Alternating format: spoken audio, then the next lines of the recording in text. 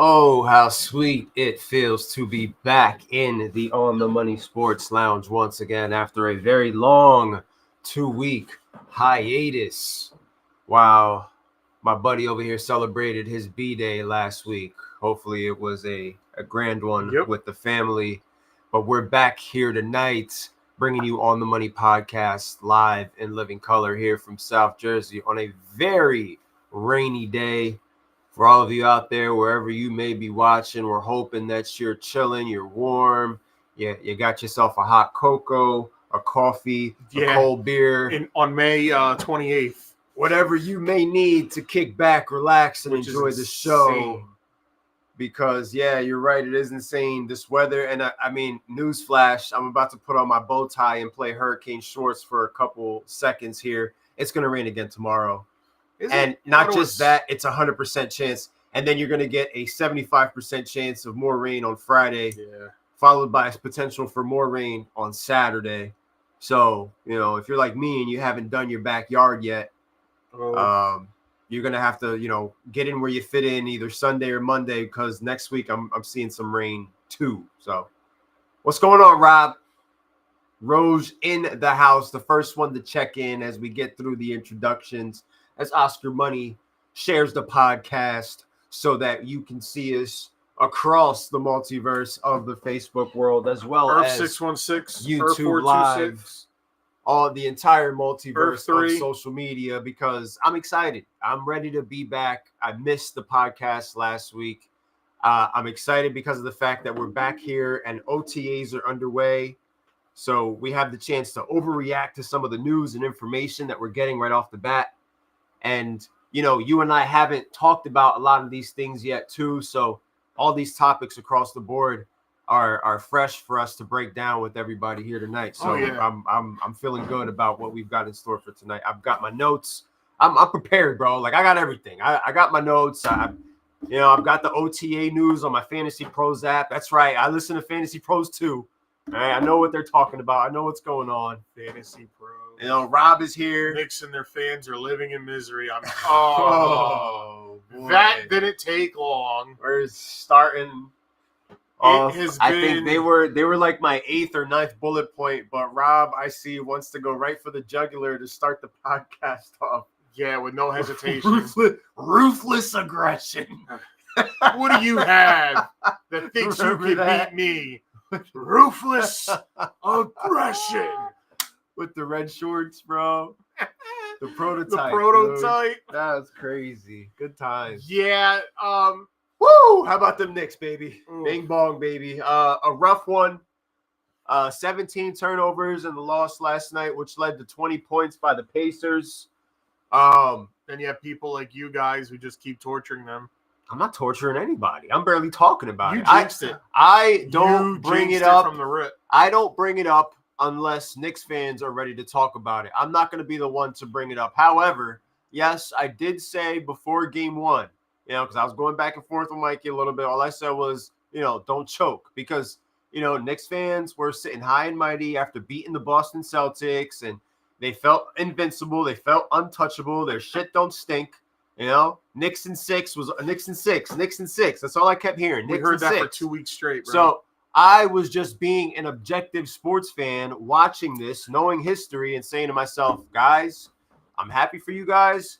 Indiana is not going to be a cakewalk, bro. Like, look at the history.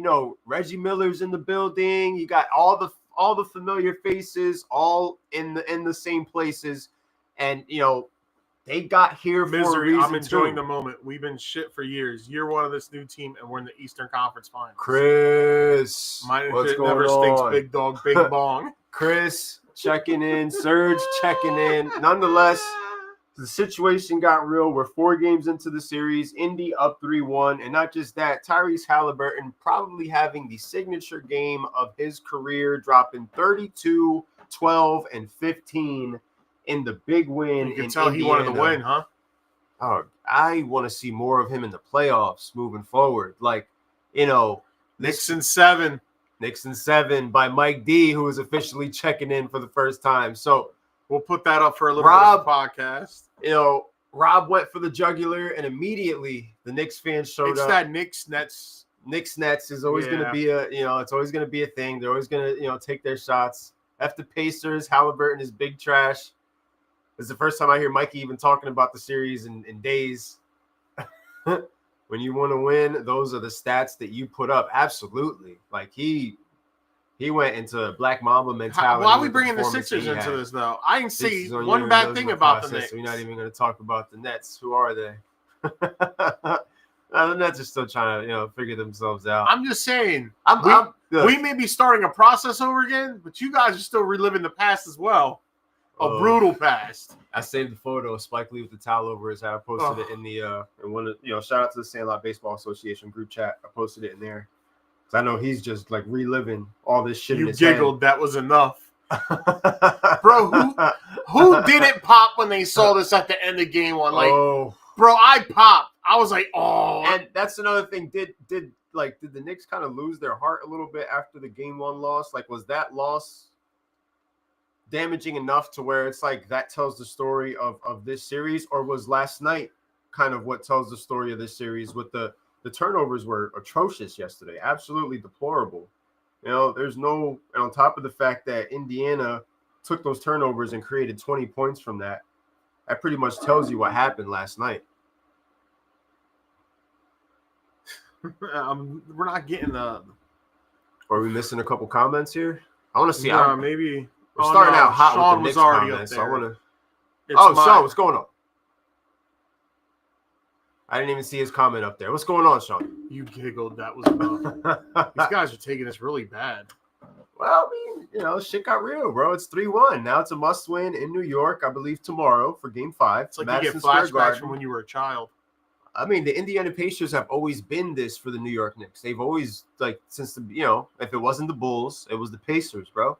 For a little bit, it was Miami during the late 90s. But there's always somebody in this team's way when they feel as though, that light is shining and they have that opportunity. 20, here we go. Almost 20 turnovers, and we lost by only 9. Yeah, I mean, if they clean up the turnovers, we're talking about the point differential potentially being in favor of the Knicks and them coming out of this with a 2-2 series compared to 3-1. I just thought it took miracles to beat this team. What? That's what we were told. Besides the miracle, right? Well, the miracle 3. The things that are being said are different now compared to when the series was 0-0. And now we've seen, the body of work in the last 4 games. It's crazy because I thought the Knicks were going to win this series easily. Yeah, I wasn't going to sit here. I thought Knicks were going to win in 6. I wasn't sitting here expecting for the Pacers 3-1? to be up 2-0. Like, the fact they went up 2-0, the fact they won game 2, I thought it was a foregone conclusion. Oh, Knicks are going to get right. They're going to rebound in game 2. They lost game 2 also. And I was like, oh, boy, now you're sending the city into a tailspin. On top of the fact that same night, I believe the Yankees lost too in deplorable fashion to the Rockies, I think it was. So it was just a rough time for New York. And, right now, if you're a Mets fan, you got to be reeling from the loss earlier to the Chicago White Sox 9-4. Knicks played themselves yesterday. They missed way too many foul shots, too many turnovers, and those become the 2 critical factors in determining. That's crazy these because games. When I said Kawhi Leonard's was a miracle shot, everybody just told me the Sixers suck. Shut up. Shit bounced like 100 feet in the air. That was the triple doink by Kawhi Leonard. So y'all made fun of me then. Y'all still bringing it up here and there. So guess what? I bring it up. I'll bring this up. Of course we're gonna bring it up. It never gets lost. It never goes away. I told Chris, you ain't out there balling. It's 4 quarters to a game. I don't know. Only 4 team out there. Not trying to. We're talking New York sports. We may as well just cover it all. We may as well cover it all across the board. People make fun of the Sixers. I don't go on a tirade of deplorable behavior. Humble Knicks and their fans, Bendito. I mean, look, let's not pretend that Knicks. It was Knicks in 6 before anything even happened. And all I was saying, and people were giving me shit for it, all I was saying is don't sleep on Indy. That's all. Terrell was saying go Pacers. I was just saying don't sleep on Indy. Like there was some voices out there who were just looking at it objectively. I thought we were looking at Knicks versus Timberwolves. Now we're looking at Thunder versus Pacers. Well, we've got OKC versus Timberwolves, which is about to be underway in 3 minutes. I already got my parlays in the bag, which I'm going to be checking in while we go live for the podcast. OKC versus the Timberwolves tonight. Timberwolves fighting for their lives. They're basically in the same boat as the New York Knicks are going to be in tomorrow night. So it's going to come down to, can OKC close them out, get themselves to the finals, and solidify everything leading up to this MVP caliber year that SGA is having with this team. There was Knicks 6 in that. The Knicks haven't played a solid 48 of basketball, and that's on them. But the better team is losing this series right now. No. The excuse was we're healthy, now we're going to win. I don't think the Knicks are the better team at this point, buddy. I'm sorry. To say that the better team is down 3-1 right now, Mike, sorry, bro. That's the like better if team you go is the 7 Pacers, right? and you lose. Better team right now is the Pacers. You have the chance to steal all the momentum back, though. All you got to do is take it one game at a time. Don't worry about game 7. There's no game 7 for you right now.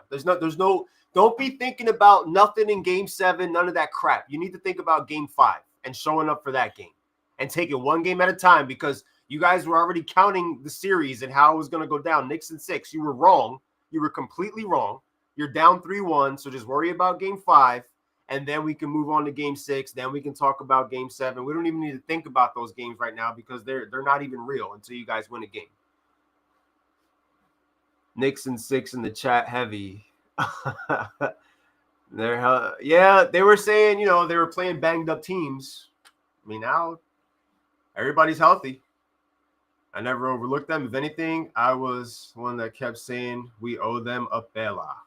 The rivalry is not going to grow away. This is just another chapter in Indiana Pacers and New York Knicks. Like, this is just one of those things where you realize these two teams are destined to play each other no matter what. And they're both young and up and coming now. So this rivalry is rekindled. That you and me are destined to do this thing forever. Yeah, because Chris is saying, Knicks Why would I want to kill you? Knicks got a bright future, which they do, but so do the Pacers. With what we're seeing from Halliburton and what he's got going on with Indy right now and how he's got them looking. Oh, man, that ending scene. I'm just thinking about that. Let me share the pod real quick. I forgot how he does that. He's just, why would I want to kill you? Me and you are destined to do this thing forever. If you're hanging out, if you're tuning in, please like, share, what was it he said? Comment. I knew I couldn't corrupt you, but there's someone I could. Well, Harvey? Yeah. They blew up his girlfriend and shit. They really did a number on him. Yo, remember in the police precinct, he was like, "Where's Rachel?" He goes, "It depends what time. What time is it? No more games." Well, it depends if she's in one piece or in many pieces. Yeah. Yeah. I wonder how they would have played it out had he never died. Like how they would have. He signed a 2-movie deal. I do know that. He was supposed to be in part 3. How they now does that mean they go that whole Bane storyline, or they do something different? Or do they save Bane? Or does Bane not even come out until Patterson? Yeah, that's another thing because you don't know. All right, let me see here. Did he specific Pacers playing for Ursay's death? Good Lord. End of the day, we the topic of discussion because we're here. All of a sudden, Cat's too soft and zesty even for them. Oh, man. Oh, rough time. Hopefully everybody behaved after yesterday's game and nobody got hit with trash cans or nothing like that. Yeah. Sports fans just get way too serious about something that has no outcome in their life. It's been when you start shooting each other and start fighting each other. Like, that's super crazy out there. With some when you wake up tomorrow, you're going to wake up with the same amount of money that you had the day before. When these players wake up tomorrow, they're still going to have more money, even if they lost. Yeah. Well, you just keep that in mind when the Pittsburgh Steelers are on TV. I do that. Just keep that in mind when you're watching the Steelers on a 3rd and long and they don't convert. And they I'll just put my head down. He's got 1 year. He's got 1 year. It didn't even last. He was gone. He's got 1 year. That's all you kept screaming. It was 49ers Steelers opening day 2 years ago. I was the one. And you were cutting a promo. That didn't like the cat deal. Okay, so Mikey not being the biggest fan of Cat. I think he's been solid for the most part. I think I don't know, man. It's funny. I was watching the TNT guys talk about it, and Kenny the Jet made a joke. He said that Thibodeau wouldn't start. Thibodeau, he says Thibodeau wouldn't start 9 guys in a baseball game. Like, You know what I mean? Like he's running these. Keep that in mind when small Aaron lineups. signs with the Steelers. Dude, I don't want him signing with the Steelers. I already said that. The latest, first of all, Terry Bradshaw came out and said that that's foolish, talk about or cutting idiotic a promo. or whatever. He cut a promo. You have Tyreek Hill cutting a promo on the Bills at OTAs today, saying that Bills fans have CTE from going through tables and they're all stupid. You have. I told you I'm ready, bro. I'm ready for OTA talk. Like there's a lot to discuss today. But yeah, he cut a promo. He called them stupid ass fans. The Bills are stupid. The fan base is stupid, and they've got CTE from going through tables. And he was saying a lot today. He was like you literally just saw like mics and like cameras all just surrounding him because this guy was having a field day with the reporters today. Aaron Rodgers came out and said he would retire as a Packer if they were open to doing that, like sign him for a day, and so is he even contemplating actually coming back to play, or are we going into this with Mason Rudolph, QB1? Same night Kenny said that Tibbs played 10 guys. We're playing. Oh yeah, that was the last win you guys had. Well, right? I do know that 2-1. When it went to 2-1. The Pacers in the playoffs this year, when they've lost game 3, they haven't lost the game 4. Man. Well, best of luck to the Knicks for game 5. Damn. Been a lot of chat about Captain Kirk as well. Yeah, Captain ain't Kirk. Nobody paying the Falcons 37. Cousins? No one's going to trade this guy and pay that $37.5 million. He's the most expensive name sitting out of OTA so far. $37.5 million.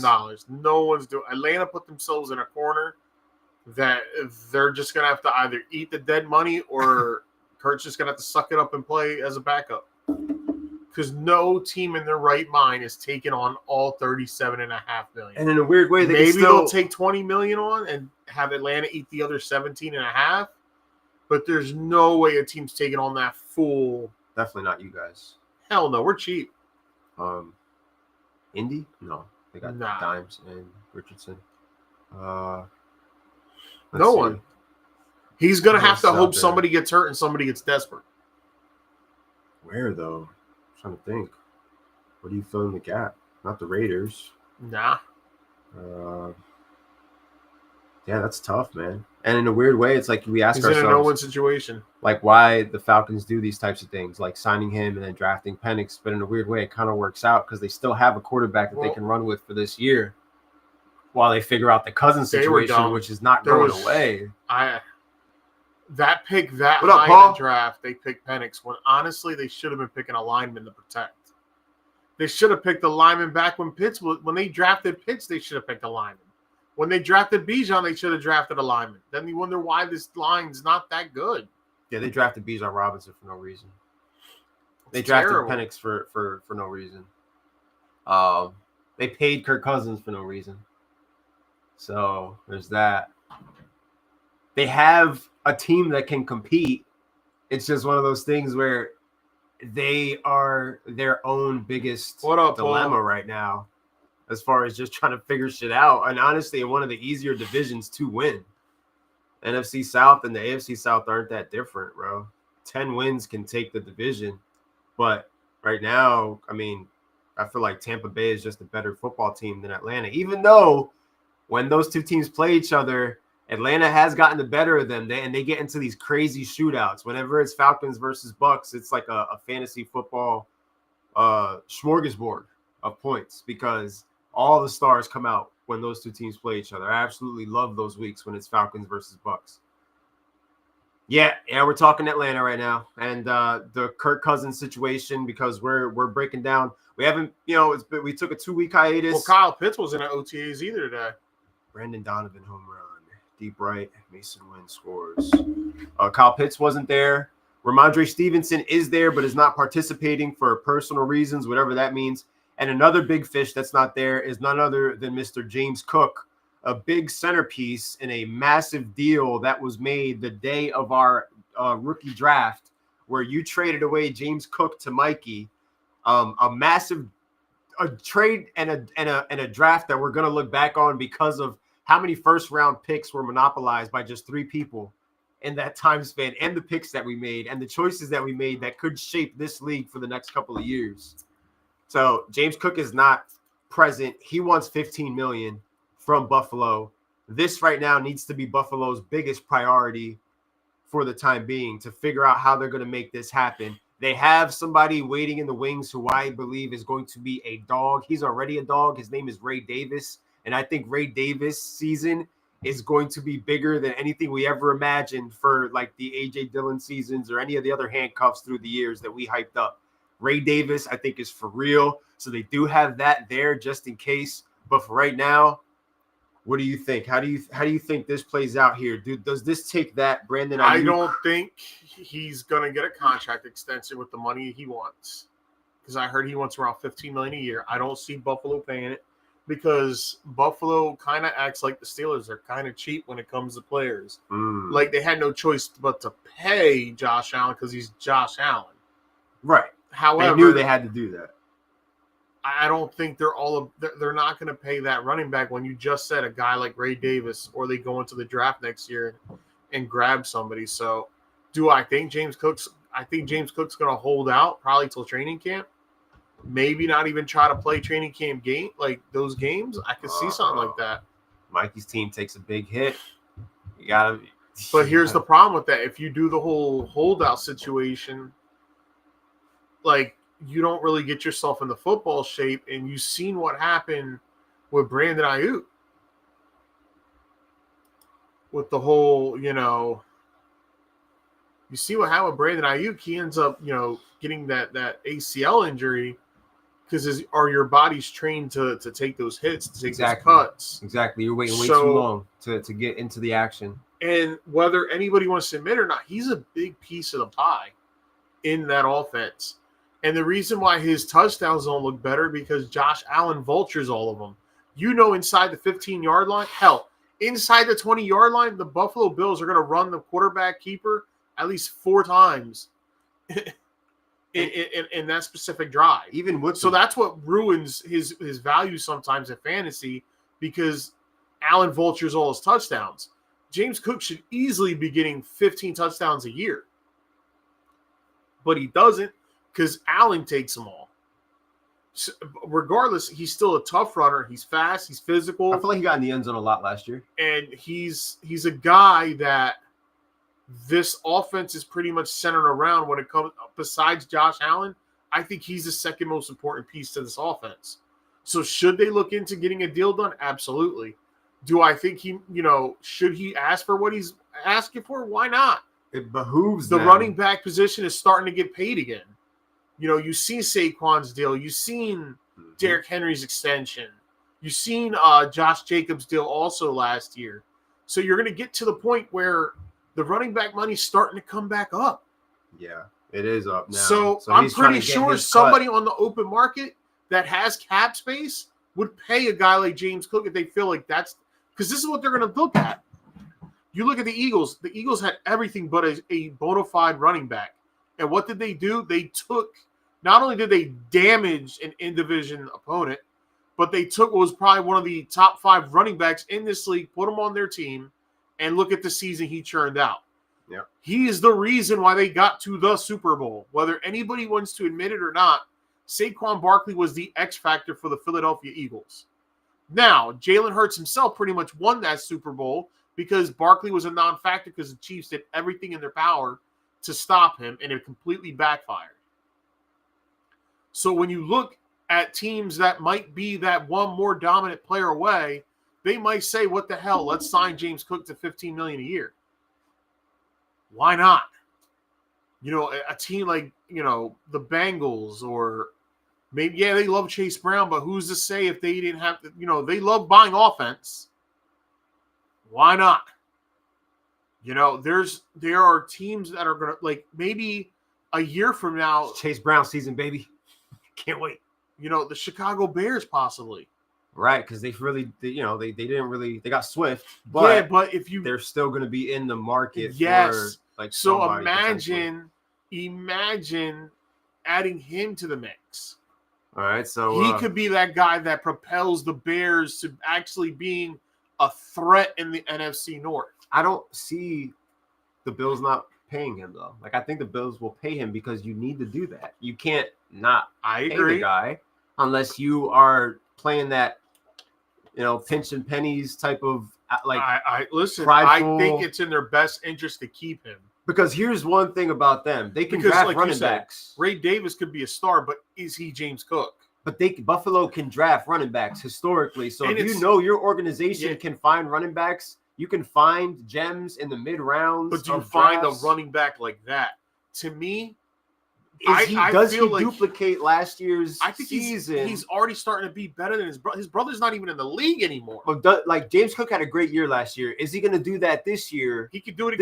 He's had 2 back-to-back really good years. It's eerily similar to the Ayuk thing because Ayuk came off of a big year and we went into the whole, mess I think Ayuk is still a very contract. good wide receiver. I really do. I think Ayuk is one of the best route-running wide receivers in the league. It's just unfortunate because just because you're training with your trainer doesn't mean you're in football shape. Football shape is getting to training camp, taking the hits, doing your cuts, doing your drills, building your muscles up. That's like, I look at it like this, and it's crazy because back in the day when there was 2-a-days, when there was practices in the morning, practices at the night, there was less of these injuries, these ACLs, these hamstrings. But since they've gotten away from so many of these physical, which I understand, you're trying to protect the players, their health. You got a lot of football players dying at a young age. I get it. However, by doing so has also hindered the players' ability to build up. And that's why we have a lot of these injuries now. I'd love to see the percentages from back in the day to now. Oh, dude, September is going to be a disaster. Oh, September football is preseason football. That's what it is. But I'm saying the difference, injuries are going to be crazy. The difference of September football and preseason football, those wins and losses count. Yeah. See, the Bengals don't understand that. That's why every year for the last 3 years, they get like 1-3 or 0-4.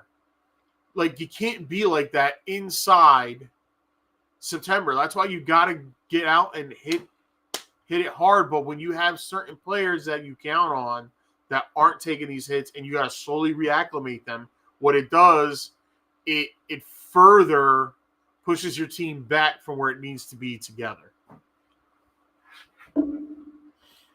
How about Reddick Noli. after he signed a new deal with the Bucks? We don't know. Maybe it was personal and they didn't want to. This I like. What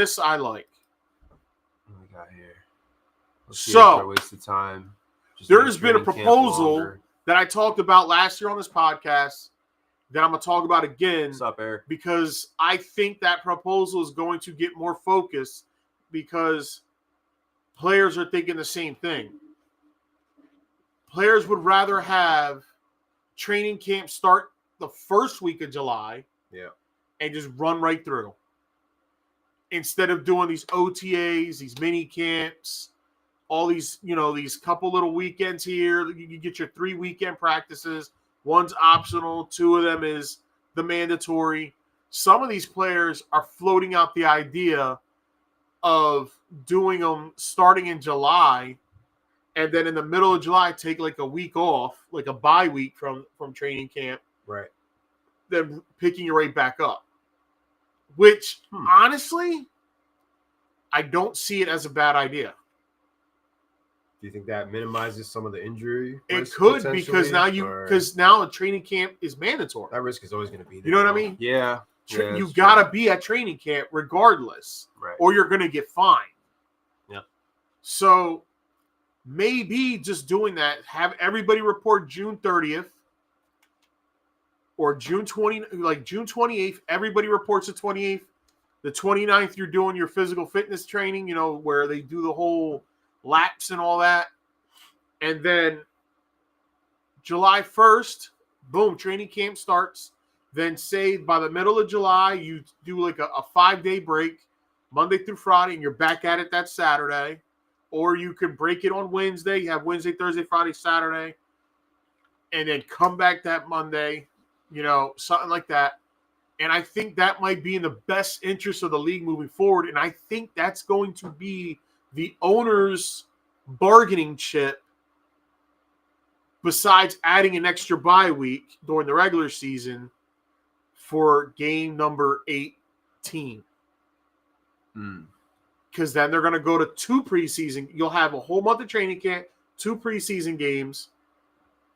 It'll be like, and then you have 2 weeks after. I don't know how they'll float it, but then you get the season started. Your team will have 2 byes. And then I think that's what's going to happen. I think that's what we're leaning to. Is we're going to go towards a longer training camp. You'll get your 18-game season. It's probably going to start now Labor Day weekend. That means fantasy drafts that normally took place on Labor Day weekend, like ours, will now be the week prior to get ready for Labor Day weekend. So you'll have all your – so even if your team gets a week 4 bye, come week 8, week 9, or week 10, week 11, they're getting another bye. And then they can also utilize those second buys to make sure every team that plays on Thursday is coming off of a bye week. And boom, and you keep players healthy. Nobody's doing short days.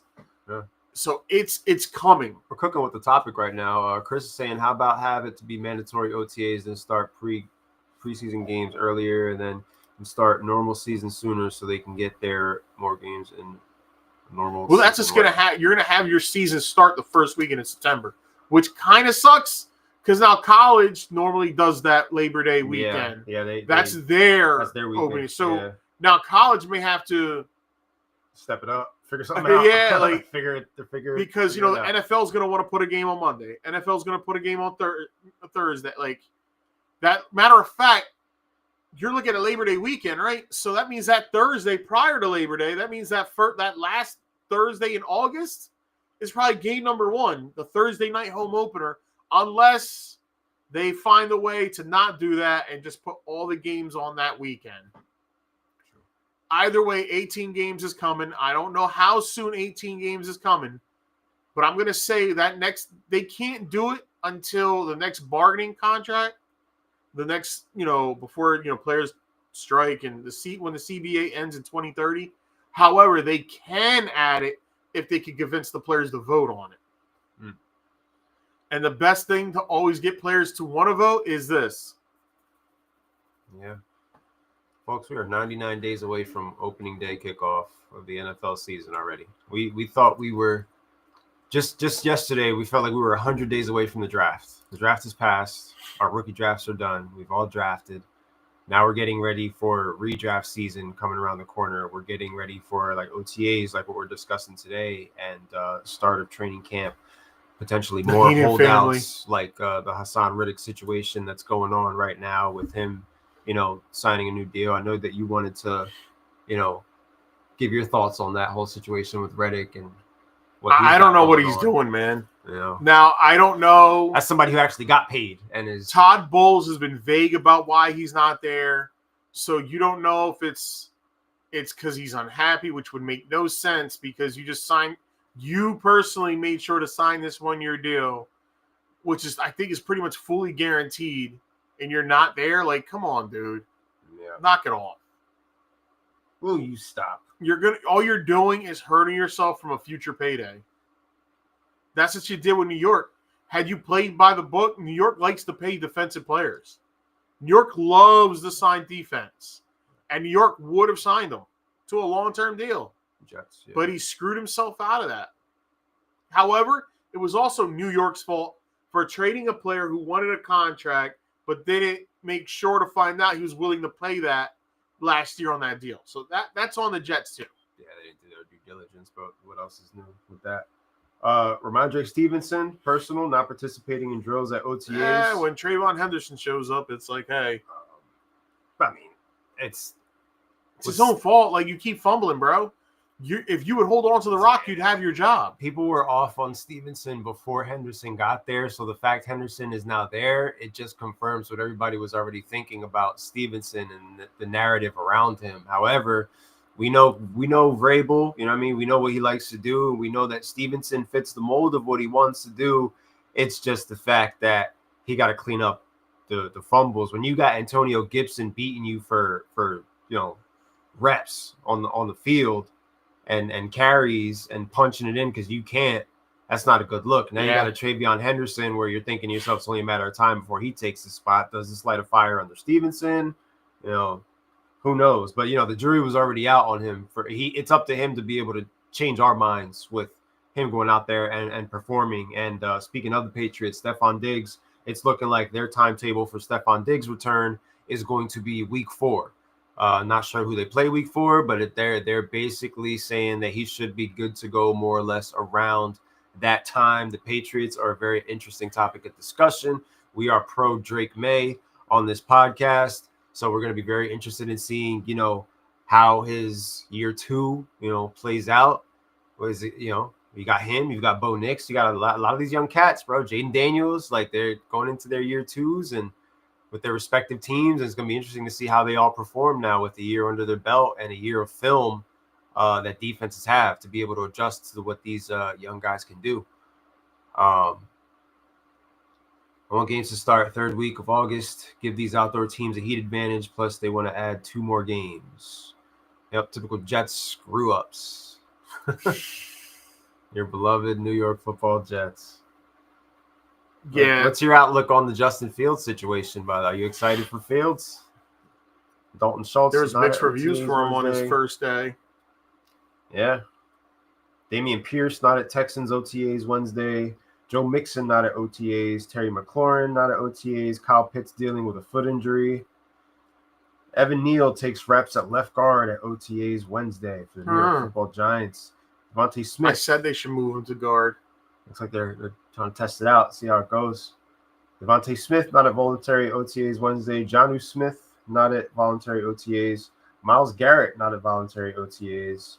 And he just got paid. Well, remember, OTAs are optional. They're not mandatory. Yeah, it's voluntary. It's when these guys don't show up next weekend for their mandatory minicamp, and it's like, okay, well, not next week. It's in 2 weeks is a mandatory minicamp, I believe. Russell Wilson takes most first-team reps at Giants OTAs. He wasn't missing OTAs. He was probably there before everybody. In gear. Just ready to go. I saw him doing a freaking wearing the whole outfit the other day. Yeah. He's fully committed, bro. He's fully committed to the Giants. I question, like I asked myself, how many weeks did we get of him? And then I hope we get a whole season so that comp. Are we getting an entire season of Russ? Is that how most people feel? I hope shit. Am I wrong for thinking to myself at some point or another we're gonna see multiple quarterbacks for this football team? Or are we getting the Russ season, the 6-7 wins that we said this team would potentially get, and then Mr. Dart taking over the reins when all is said and done. I'm excited to hear everyone for Jets OTAs though from what I read.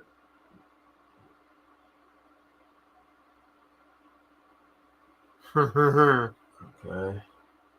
It's gonna get interesting.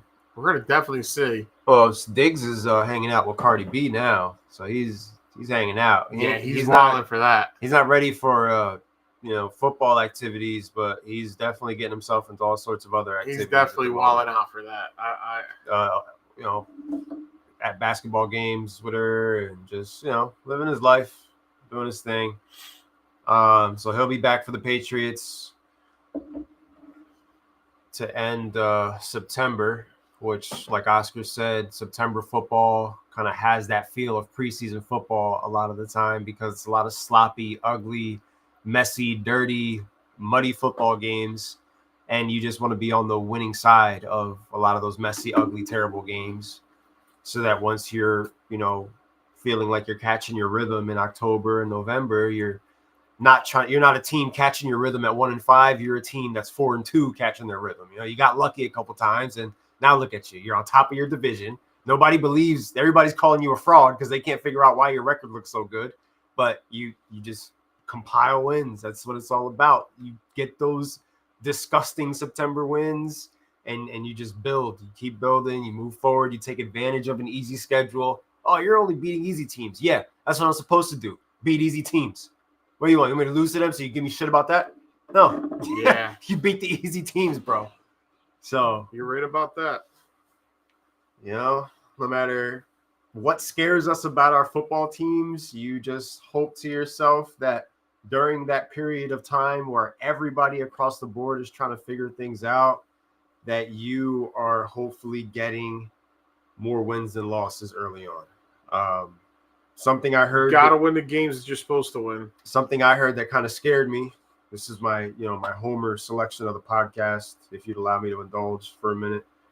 As you know, I don't really listen much to Colin Cowherd anymore, besides some of the clips and snippets that we talk about here on this podcast. I did hear his recent comments on my team, and he apparently is a believer in my team. He's going as far as to say that the Titans are going to make the playoffs. He loves Cam Ward, loves everything about him. He broke all the records of Miami quarterbacks out in Miami. Yeah, it sounds like Colin. He did bring up the fact that there was a lot of times where, yes, we were losing games due to poor quarterback play. There's no denying that Will Levis was absolute dog shit yesterday. He said that we were out scheming, out physicaling, and outplaying other teams and still losing to them because of how bad the quarterback play was. Again, you're not wrong about that. And in his mind, what Cam Ward brings to the table is going to be enough for us to be able to overcome some of those just rough watches on Sundays. Inexplicable things that other guy was doing with the football last year. And some of his picks were hopefully wild. A lot less memes this year. I'm pro Cam. I like Cam. I like that he's locked in, bro. He's focused on playing football. I like that. And I don't know. I'm saying I'm not blaming him for anything that happens moving forward. I look at my organization knowing how they are, and I say to myself right now, I hope we do right by him. I'm not going to sit here and be like, oh, he better do this, he better do that. No, I'm not going to do that to him. I'm not going to do that to this young man. I hope that we as an organization do right by him, and we know what we need to do as a front office to be able to provide him the tools he needs to succeed. Because this, once again, could be our opportunity to get ourselves out of the void. Because we are right there right now. Void. We are deep in the void, guys. And we are trying to get ourselves out. It felt great picking them and drafting them. That was a good feel-good moment. I like some of the clips I'm seeing from the practices that are going on. He looks like he's got a nice connection with Ridley. He's got a nice connection with Restrepo, who he pounded the table for. The kid that he played with in Miami. So, his former teammate is going to be on the squad with him. So, Pollard healthy, Spears healthy. Tyler Lockett, dare I say? I don't know.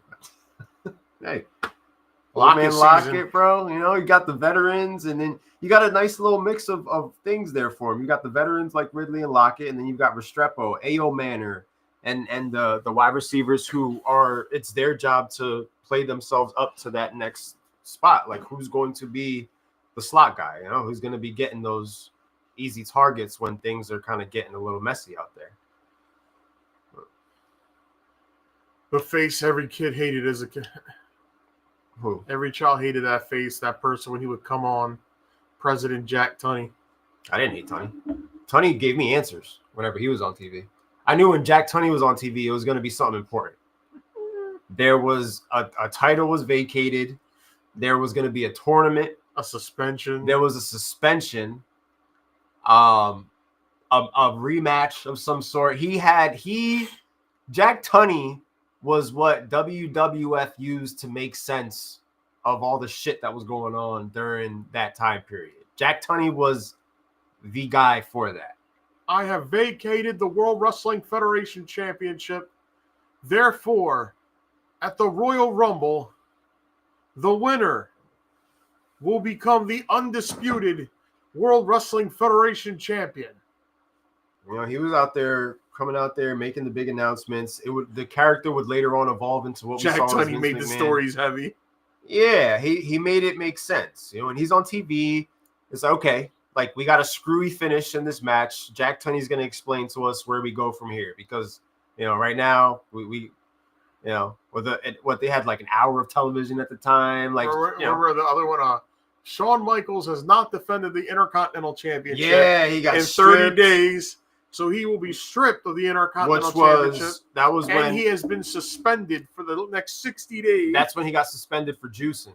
Yeah. Because Sean Did anybody see Sean in 93 when he had a freaking beer belly? Bro was jacked, bro. He said he was like 240 or 250 or something. He was fat as hell. Bro was jacked. He had that big go watch the Marty Jannetty steel cage match with him. Johnny Polo was like the guest commentator. He goes, Michaels looks a little pudgy in there, doesn't he? He was juicing during the steroid era of wrestling. He just managed to, navigate through that shit, bro. He managed to avoid all that. Score is. What basketball? Because Chris, 22-7, OKC winning right now. So OKC with the early big lead on the Timberwolves. Is this the end of the Timberwolves season? Does the same fate await the New York Knicks tomorrow night in their Game 5? Can the Timberwolves shake the ropes and mount a comeback and stay alive for at least one more game? It's a big one here. Western Conference Finals, big one for OKC for them to finally be able to cement themselves on the West side, because no matter how many games OKC won during the regular season, until they represented the West in the finals, I don't feel like anybody was really going to take them seriously enough. They were always going to be the runner-up, the bridesmaid, never the bride. I said it myself. What if OKC wins a championship, and at one time this was the same team that had KD, Russ, and James Harden? Oh, it would be a full circle moment for Sam Presti and all those guys out there, because of everything that they king of the ring. One thing they did was they worked very hard to rectify their errors in the past. They didn't sign Harden, the KD thing, Russ eventually leaving, but they went out there, they played the long game, they recruit more picks than anybody else, they drafted well, they drafted SGA, they put this team together, young nucleus of this team that has back-to-back years of 60 wins, if I'm not mistaken. Yep. Taking out big dogs in the playoffs, not having an easy path at all, winning more games than everybody, having the most blowouts in the playoffs than anybody, not just beating teams, but beating teams up. MVP award for SGA. Hey, sky's the limit for this basketball team right now as far as what they can do. Tell me, Connie came out, something was important. While this video's playing in the background of 93 WWF, I hated that Rob Bartlett guy. Bartlett they said he was Vince's cousin or something. That was the storyline. He was terrible. He was horrible, hey, bro. Vince, how much does this guy weigh? Are they dead? You remember? Bro, I remember his commentary. You could tell Macho Man hated his guts. This guy's a wrestler. You could tell Savage hated his guts. 93 was a tough time. Bro, that's the ultimate quintessential logo right there. Bartlett announcing on Raw is a prime example of what turned a lot of fans away from the product around that time. Was shit like that. There's some good stuff in 93. We got to remember they're getting past the steroid thing. They're going into the new generation. There's Hall of Famers there, bro. There's Yokozuna, there's Taker, there's Razor, there's Lex, there's Shawn, there's Brett. You know what I mean? Like, they're implementing. I don't care what anybody says. They killed Luger's push when Luger won by countout, and they had the balloons and the confetti coming down. Celebrated. That was wild. What are you celebrating? I wasn't even a mark back then, like a smart mark, but as a little, 10-year-old, 9-year-old me going, what the heck why are they happy? He didn't win the belt. Right. Why are the balloons falling? Why is he on their shoulders? This is a draw. Oh no, he won by count out. Yeah. And then Vince really, really wanted to have that moment so bad that even though the fans were telling him we don't want this guy, he still forced that moment. That's what he does, bro. All the faces to the big Americana, pomp and circumstance. Until it got too loud that he couldn't ignore it. Those "We Want Brett" chants. Like, bro. Look at this. You got the Steiner brothers, Tatanka. What are you celebrating? Celebrating the draw. Oh yeah, we're gonna have fun with 93. We're going to have a good time with 1993 because I know we're talking NBA and I got this going, but I wanted the Knicks to win to make my Celtics losing feel not as bad, but the script says Pacers win and win the ship. Then the Indiana Fever win, and Halliburton and Clark do a commercial together. I think the latest on her is that she's hurt, so she might be MIA for a couple of weeks. As far as Clark goes, Indy winning it all. I don't know. I'm liking OKC, and I know it's easy to say that now in retrospect. I was an evil doink guy. 3-1, and they've been blowing everybody out. When they turned the face, it was whack. I think that as of right now, I don't think Indy's a match for OKC. But then again, I said to myself, I thought the Knicks were going to be the ones up 3-1 right now to Indy, and so who knows? Indy versus OKC could actually be a very interesting NBA Finals when you think about it. Both those teams are going to – I might want to take the overs on those scores. But OKC plays defense, though. That's the thing. And, Anthony Edwards, he's having a rough time right now. It seems like when it comes to – he's definitely like a legend killer in these moments when it comes to the playoffs. But when Anthony Edwards is up against, like, someone in his tier, like, of age, you know what I mean? Like, somebody in their prime, like an SGA, like, it's kind of exposing him a little bit and the Timberwolves to this point. So let's see what happens, man. Right now, OKC is what I like about them is they really put their foot on the jugular. Like, they go for the kill, and I like that. I don't like that mamby-pamby bullshit of laying off, sitting your starters. Like, OKC goes for the kill, and that's what they needed to do because I said to myself, eventually this OKC team is going to lose to a veteran team like the Nuggets, like the Lakers. That didn't happen. Because they went out there and they beat up everybody they had to beat up. And they're continuing to do that. And that's the way you do it. Sometimes it's not all suspenseful. It's one team going out there and opening up can of whoop ass after can of whoop ass until there's nobody left and it's just them winning the championship. I like it. It's not an NBA Finals that I was predicting. I don't think it was on many people's bingo card. But now that we're kind of seeing how this is shaping up, this NBA Finals is going to be interesting. And both those fan bases and those crowds are going to be now electric. My next question, is this the last time you see a Finals like that without that marquee team? Is this what the NBA execs are going to look back at and be like, damn, this season, nobody's really talked about us. No one's cared about us. Depends. I think that if the ratings are down, you're going to see some more questionable shit happen. Like, the Mavericks getting the number 1 pick when they had a 1.6 chance in the lotto. The NBA draft is always going to be there's always going to be a joke. That's always going to be a rig. That's a whole rig thing. Regardless of how many people are viewing the NBA Finals right now, that's never going to be something that you can take seriously. That's the whole frozen envelope theory and all that stuff. I don't know, man. I think this is an opportunity for, build your new stars. I think this is an opportunity. Like, I feel like if you tune into this finals, you might be pleasantly surprised to a good NBA Finals. Maybe, maybe this Indiana team can take OKC 6 games. Like, we see a good series between these two basketball teams and aggressive attacking the ball. OKC plays to keep their opponents on the back foot. Yeah. OKC's positioning themselves to be a real problem for years to come. SGA going to be the face of the league. Yeah, it's him. It's Giannis. Like, those are the new faces of the league right now. That's what it is. That's what's happening. We are witnessing the transition right now with these players and guys like Tyrese Halliburton and guys like Cade Cunningham or like the young Lions who are like that next group, after the SGAs and everything. Like, they're, it's moving in a good direction. I was not watching a lot of NBA throughout the regular season. I wasn't anything really this year. I wasn't interested. I started watching the playoffs. Interesting. Like, I got 2 months of playoff basketball that I can watch. I don't need to watch 5 months of NBA regular season. I was keeping tabs on it. I was doing a little bit of betting on it, but I have been engaged. Even after the Rockets got eliminated, I continued watching, just keeping up with everything that's going on. And every round, OKC is just pummeling teams. Beating their ass from pillar to post.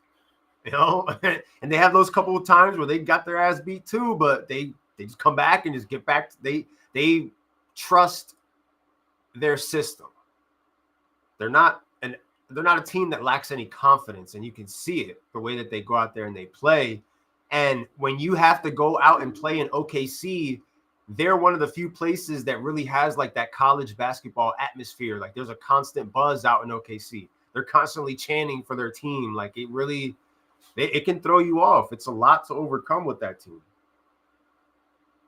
I feel like they've become what the Denver Nuggets were a few years back when the Nuggets had the reputation of like, it's getting harder to go out to Denver and get wins. Like these guys don't lose out here. These fans out here, they show up for this team. Like I think we're seeing SGA and OKC kind of take that spot while we start to see other, former powerhouses in the Western side sort of just take a little step back to where now the younger teams are catching up to them. I am just patiently looking at my phone for a cash out opportunity on a home run parlay, which I have 3 of the 4 legs. So I put $1 on it to win $907. And the home runs are O'Neal Cruz, Gavin Sheets, Vinny Pasquantino, Pete Crow Armstrong. O'Neal Cruz, Gavin Sheets, and Pete Crow have all hit their home runs. Vinny P is the one I'm waiting on. It's currently the bottom of the 6th. The Royals are up to bat. And can you believe the cash out that they're giving me right now is only $17? And how much? And how many more things you need to happen? I need 1 more. You know what? I hope you get it. A Vinny P home What run. Disrespect, cash out That's option. absolutely disrespectful. I hope that happens for you. Yo, people will really be betting Angel Reese misses her first shot. No way. Yeah, that is all they have. They have football, but they have OKC, the basketball team, and they show up for OKC. You're right. You're absolutely right. It's like they're one of those cities and fan bases where it's like we only have one team. I don't know. I truly don't know. That's disrespectful, though. Yeah, the Pirates are beating up the Diamondbacks these last couple of days. Yeah, the Diamondbacks were struggling with the Pirates. That was a weird series. Last night, the game was 6-2 Diamondbacks, and then all of a sudden, the Pirates come back and win it like 9-6. It was wild late baseball games last night. Really, really weird. Angel Reese, yeah. I don't even think she's that good. She's a good rebounder. Like, she's Draymond Green. Triple single. Drummond. Yeah. Drummond. Because she's getting like 15, 16 boards. She'll get you like 11, 12 points. You know what I mean? They were supposed to have a matchup between her and Caitlin Clark. Their 2 teams were facing off, I think, on the 7th. But now with Caitlin Clark's latest injury, probably not going to be happening. And the funny thing is that ticket sales dropped massively for that game on June 7th because now that people know Caitlin Clark is hurt, the potential for that showdown is not going to happen. And I say that because Angel Reese came out and said that Caitlin Clark is not the only reason why people are watching the WNBA. Well, explain the ticket sales dropping.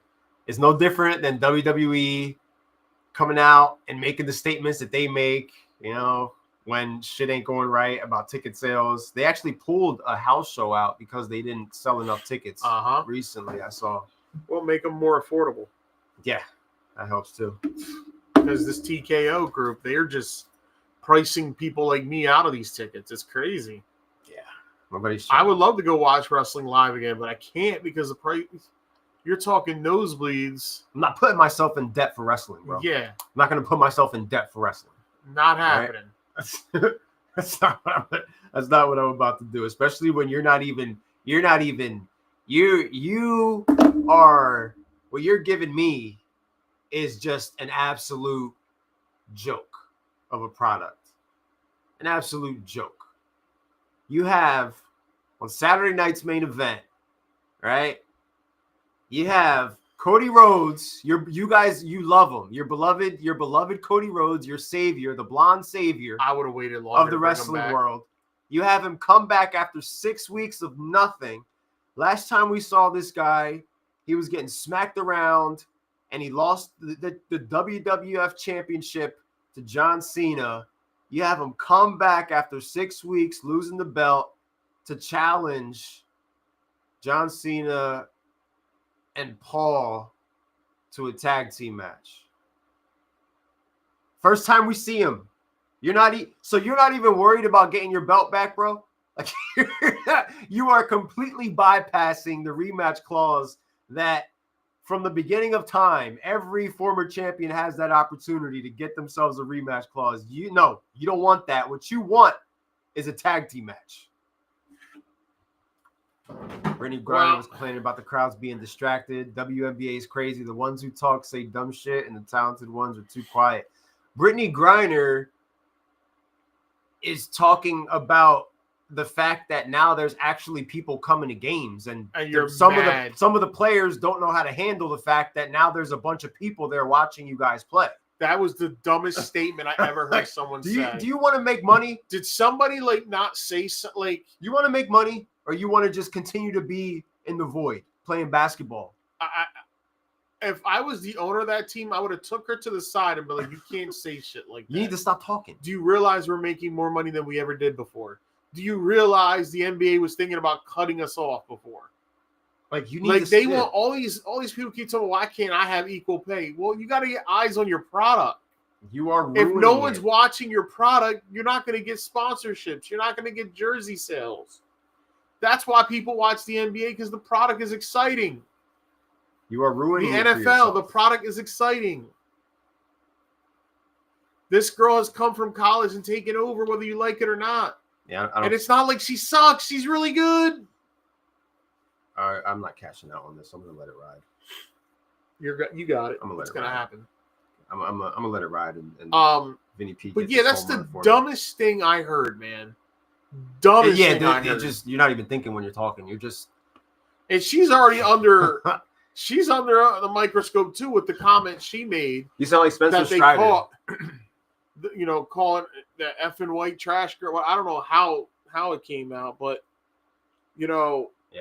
that's getting some from views that you're bringing that you don't need right now. Exactly. This is your spot. This is your 15 seconds of fame, and you're ruining it. Yeah. Like, you are ruining the moment for everybody. RG3 said, and the whole RG3 Ryan Clark beef was crazy too last week about all that. Yeah. At the end of the day, I don't think what RG3 said was wrong. I don't think Angel Reese likes her. I think it's beyond that. She truly I think it's like a close to hate. I read exactly situation. A normal person that's not inside this is watching this. You can clearly see she doesn't like her. Highlight this comment. This is a good one. I got you. Which one? This one right here. Paul's last comment. Oh, wait, this one?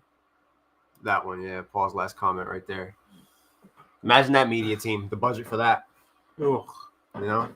Who's putting putting out those fires? And for RG3 to come out and say that's wrong, you shouldn't be saying this, and no, it's clear as day. They don't like her. Yeah, she's getting targeted, bro. It's the same way that the league is the same way that many teams would feel about other players. There's been beef like that with players before. Jordan didn't like Isaiah. Their situation is crazy because this league cannot protect their golden goose from the league itself. That's wild. They can't. This is your chance to make money. Since she's come into the league, ticket sales have gone up. Ratings have gone up. You can't protect her. Point blank, at the end of the day, the only reason people are tuning in is to watch her. And now you guys have the microscope on you. You have the opportunity to show people we're just as talented. Let's show them, no, we're going to be haters about it. But I'm going to get myself in a lot of trouble, but that's the nature of women.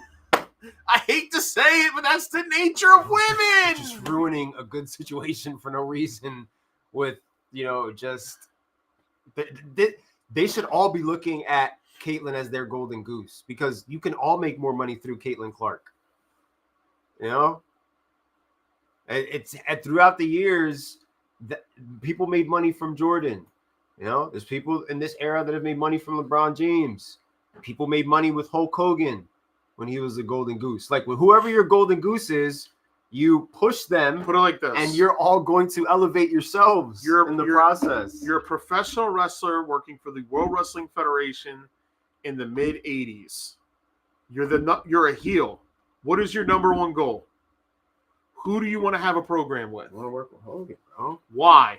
Money. Same reason you want to work with Austin in the 90s. Money. You're an NBA player, and you see the teams that are there. What team do you want to play with the most?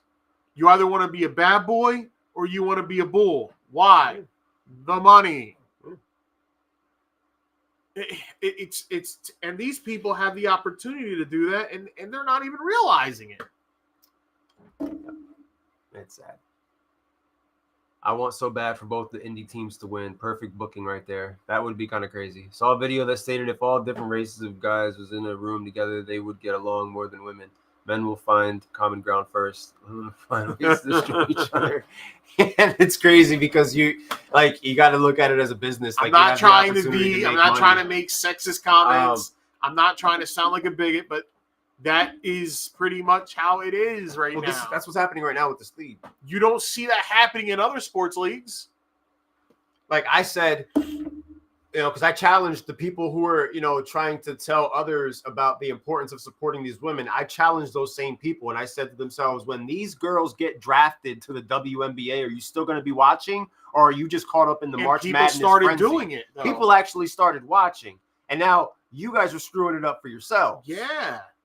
You got eyes on the product. That's what you wanted. That's what you needed. And now, guess what? Caitlin Clark is hurt, bro. So let's see. Let's see what happens. What happens to these ratings in 2 weeks? People are already trying to sell their tickets. People are out on the showdown that was supposed to be Reese versus Clark for June 7th. They're selling those tickets, and it's funny because Reese is the one coming out and saying they're not just coming out and paying to watch Clark. A lot of them kind of are. No offense to you. You know what I mean? Like you're a good player too. I don't know if you're great. You're good, But right now your golden goose is sidelined. So we'll see if you'll be the one anchoring the ratings for the next 2 weeks. Because like Vinny Rue says, the ratings dictate what we do. Yep. That's what tells you what the people want and what they don't want. Speaking of ratings, Monday Night Raw got its second worst rating on the Netflix era this past week. Oh. Confession? What? I've probably watched 4 episodes since they went to Netflix. Oof. I was at work, so I did not watch. Nothing's been very entertaining to me lately. But to get back to your whole Cody Rhodes spiel, the rumor is Travis Scott flaked out. He flaked out, yeah.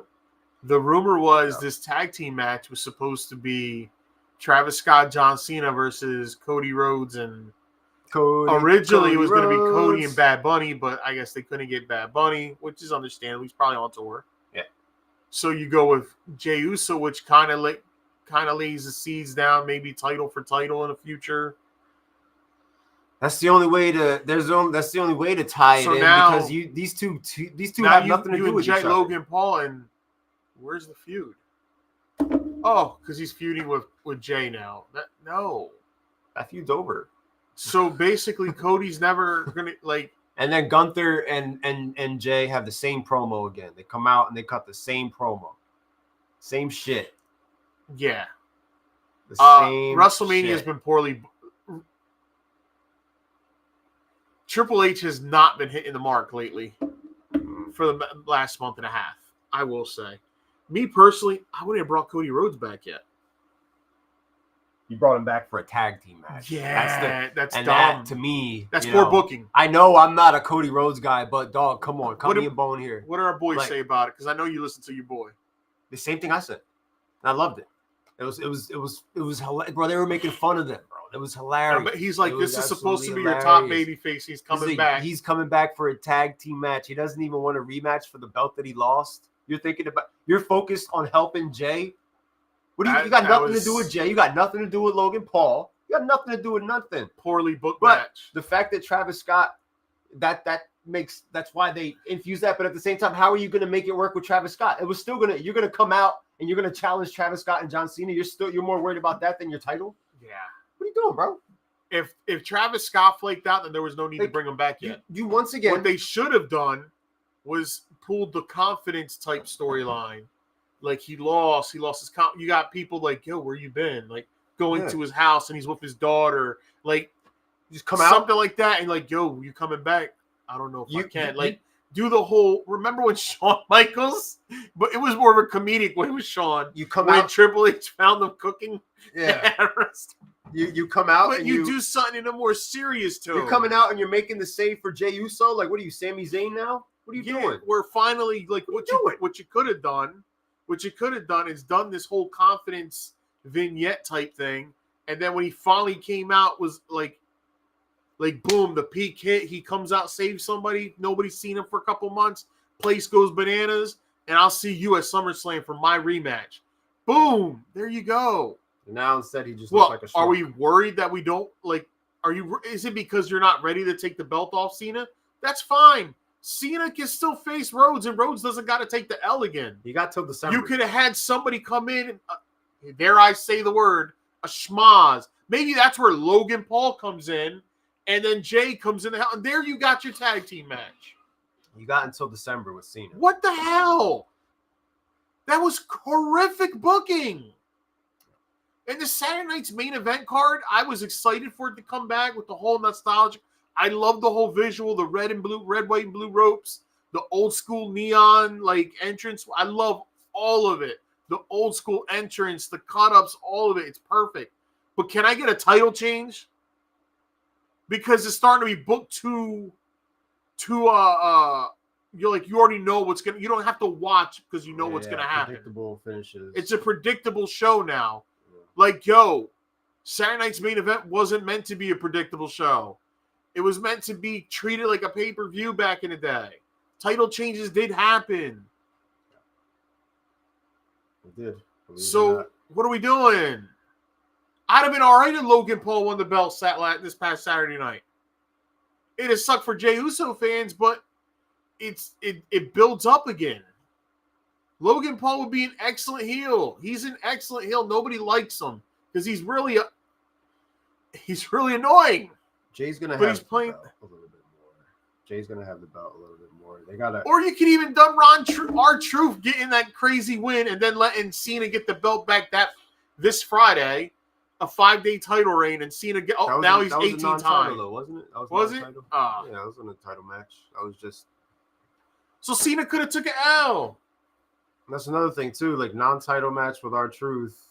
Why not have Cody come out, cost him the match?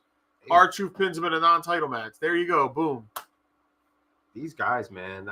Elimination Chamber, I said to myself, man, this is really cool. They got something here. And 6 weeks later, what a way to just piss it all away. Paul enjoyed the Cena R-Truth match from Saturday night. I didn't watch it. I didn't watch the replay. I just saw a couple highlights, listened to a few of the podcasts I like listening to about wrestling who were breaking it down, talking about it. The newest member to the coalition of Seth Rollins and Paul Heyman, I guess the new Dangerous Alliance. Isn't this where Sting got hurt? Brunson Reed. I don't know what year this is. All right, so this is where Sting gets hurt and tears his ACL because of Doug Dillinger and his crew. When he comes down, what show is he this? Hurts himself. What show is this for the wrestling fans who are currently tuned in? I believe this is like a Clash of the Champions or whatnot. Sting's being groomed to become the world champion, as we all know. And Sting actually injures his knee because of the security. That's crazy. Before he gets the title? Yep. So classic WCW. At this time, Lex Luger's a heel. They do the quick turn so that they would have a top babyface for the summer to face Flair. Gotcha. Okay. Yeah. See, terrible booking even then. Episodes have been a little bit weak. Yeah, it's been. Liv Morgan came back to TV. So I know, and you got poor friggin' Dom. What a player. He's entertaining, man. He is. He's entertaining. That's a segment I tune in. This is where he gets hurt. Somewhere around here. That's a segment that I tune in for. See what he's got going on. See what the Judgment Day's got going on. He's hurt right there. He can't move. So we're watching some old school WCW wrestling right now. For those of you wondering, in the background here, watch along. Can you imagine the head of your security just injured your golden goose? It's WCW, bro. It's WCW for you. Think about it. Sting was going to become world champion in 89. He would have been world champion before Warrior did in 90. So then Warrior gets the belt that March of 90 or April. And then that June Sting wins it. 55-27 right now. Ooh. OKC on top of Minnesota with Timberwolves checked out. Minutes and 30 seconds left in the second quarter. We're going into halftime with a massive lead, which could potentially spell blowout all over it for bro. And thinking about OKC. Saturday night, I'd have been fine with Chelsea getting her belt back. She lost, right? Yeah. This girl botched the 619 and broke her nose. Yeah. Botched it. But she's smart enough to utilize that shit on social media. She took that and just, she's really smart, dude. She's like a good You know who helps her with that is her husband. Many people know him as Zack Ryder, but he goes by his real name now. She's Matt Cardona. Matt Cardona was the first person to remember the Long Island Ice Z story? Like, he used YouTube to help get himself over. Yeah, so whenever they say, "Oh, get yourself over," he got himself over, and they still found the way to bury him. Yeah, that where it goes back to he got his mania. If the machine doesn't get you over, they're gonna punish you if you find the way to get yourself over. They gave him his mania moment, even though he lost the belt like the very next day. Yeah, he still got his moment. So to be fair, they did do right by him to an extent, I guess. He says he's making more money now working indie shows than he ever did being under contract for them. That's wild. That's crazy. That's wild. And that's because he goes to all these indie shows. He sets up a merch table. He sells merch. He's already getting paid. Now all the merch is him. Like, he doesn't have to pay anybody because it's his shit. Smart business, man. Smart business. Absolutely. There's no new updates here. No new updates to my Dynasty team. Everything's intact. Ready and raring to go. Ready to get some updates. Ready to get some news on what's going on. Any injuries, adjustments that need to be made. Kind of got my Dynasty team on D&D mode right now. And seeing Jim Ross right now. I don't know if many people know, Jim Ross was just recently diagnosed with now colon cancer. Damn, dude. He went through surgery today, and they're hoping that they caught it all and that he'll be cancer free. So prayers up to the voice of wrestling. Oh yeah, absolutely. One of the main voices of my childhood, right there. None other than good old JR, bro. Haven't listened to his podcast recently. I do enjoy like the historian aspect of some of his older podcasts. Like when he first started doing the pod with Conrad, I like some of the topics they would go back and discuss. I need my push, Connie. Vince didn't like people getting over on their own. I mean, Bret Hart got over on his own. I know that might be a bad example when you look at what Vince did to him, but like when you think about it, Bret Hart was one of the original one for the Marks. Like the Marks chose him as their guy. The fans spoke when Vince wanted to push Luger. The fans said Bret. Like, yeah, they put Bret in a position by going over on Flair to where it's like you're gonna be like the next guy, but that could have bombed terribly. That could have been miserable for them. Like, what are you guys doing? Bret Hart? You kidding me? The tag team guy? That's what I thought, bro. When I heard that Bret won, I was like, wait, Bret won? Bret won? Like, I was shocked because I'm thinking Savage was going to get the belt back or Warrior was going to get the belt. They were all there at this time. But I was cool with it because I like Bret Hart. But they'd go overseas. I'm not saying he was my favorite, but I did like Bret. They'd go overseas and like when Americas were down money-wise for wrestling, go to Europe. You go anywhere out there, and he was the Beatles. Yeah, he by himself, bro. He was the golden goose outside of America. Yep. And they knew it, and that's why they always, when money was down, business was down, let's go. Let's take a trip. Make sure Brett's on the card. Let's take a trip. And Brett wasn't curtain jerking. He was the main event, so he kept people there all the way to the end. We are going. He was even world champion sometimes. Yeah. Yep. Oh, look at Mean Gene. Where's the third man? Oh, Vinny P's about to come up to bat, folks. It's the bottom of the 7th. Sweating it out live here. Are they winning or losing? I mean, my parlay is. I'm talking about them, though. Who? Vinny P. Oh, they're winning right now. It's 3-1. They just got a sacrifice RBI by Bobby Witt, who got a pop-up out. 3-1 with a runner at third, and he hits a ground ball first base, and Vinny P is out. And it's the 7th, so I don't know if they're going to get another opportunity. But that kind of sucks. Maybe I should have just left it at that 3-legger with those other guys. Ugh. Sorry, dog. Hopefully they bat around here. That's the best bet. Hopefully they bat around and he gets another opportunity. We'll see what happens. Yeah. What we got on the docket for next week? More OTAs talk. See what happens from there. Yeah. Well, not much else to really cover for the next pod. In 2 weeks it'll be mandatory mini camps. Mandatory mini camps in 2 weeks. You know, the no-shows can play their game a little bit longer, but it's going to get, down to crunch time, down to nut cutting time, as they say. And eventually everybody's going to have to start showing up for work, or the fines will be levied upon people. There's the question surrounding will or will not James Cook be getting paid? Hassan Reddick, what does he expect out of his situation? Will we get more coming out of training camp as far as Aaron Rodgers and his decision-making? What is to come of that storyline? Is it still tied to the black and yellow with the Pittsburgh Steelers? We don't know. All we know is that it felt good to be back here after 2 weeks. And it's going to feel good to be back next week for another episode of On the Money podcast. As we break down everything going on in the world of sports, we'll be going in-depth, giving an in-depth look on the NBA Finals and how that's playing out.